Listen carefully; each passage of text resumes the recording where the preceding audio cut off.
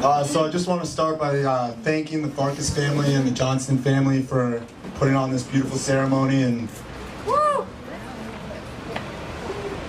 I need to have a glass of champagne in my hand. You already drank this, dude. I haven't touched it. I haven't either.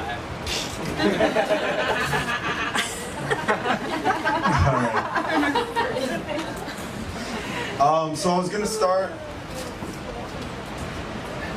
start by saying that I thought Jeremy asked me to do this because I was his best friend, but apparently Sydney is. So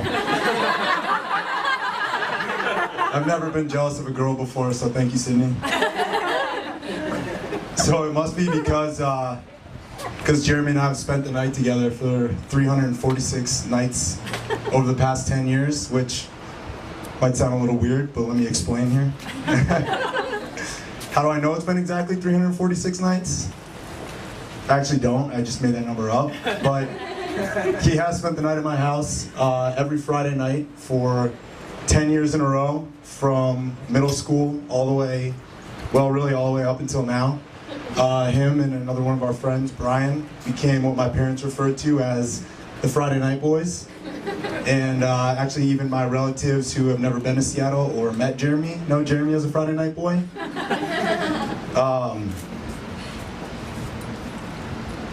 And Jeremy, without fail, would be at my house every Friday night. Even if my brother's friends were over and I tried to explain to Jeremy that you didn't want to be around them, he would be over. If my relatives were in from out of town, or if I was out of town, or if my parents gave his bed away, he would still be there, sleeping on my floor on Friday nights.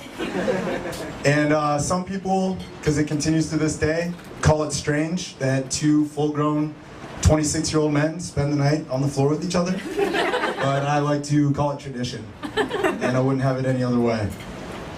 On all these sleepovers, slumber parties, we did a lot of talking because Jeremy does not like to go to sleep. And so he would keep me up 4 hours on end. And it was great, but it wasn't. But it was okay. And he would talk about his new haircut and his new pair of skinny jeans that he wants to buy, and ancient aliens, because he thinks aliens live on Earth. That's a fact.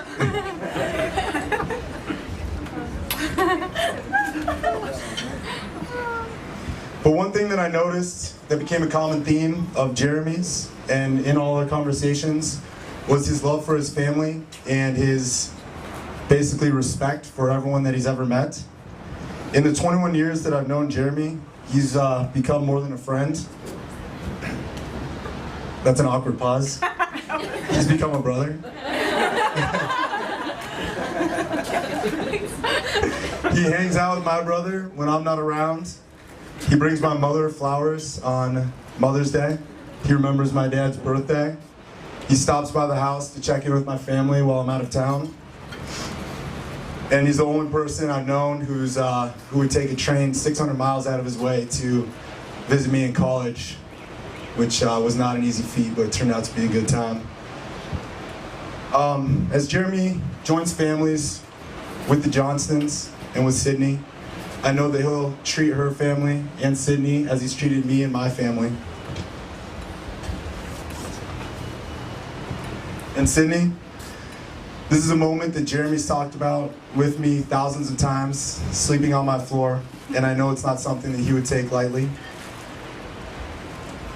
He's the most dependable guy I know. He's generous, hardworking, trustworthy, and he's been in school for longer than most brain surgeons, so you know he's a smart guy. I would say that Jeremy's a better person because he knows you and because he's with you, and I wish you guys the best of luck. Jeremy and Sydney. Jeremy and Sydney.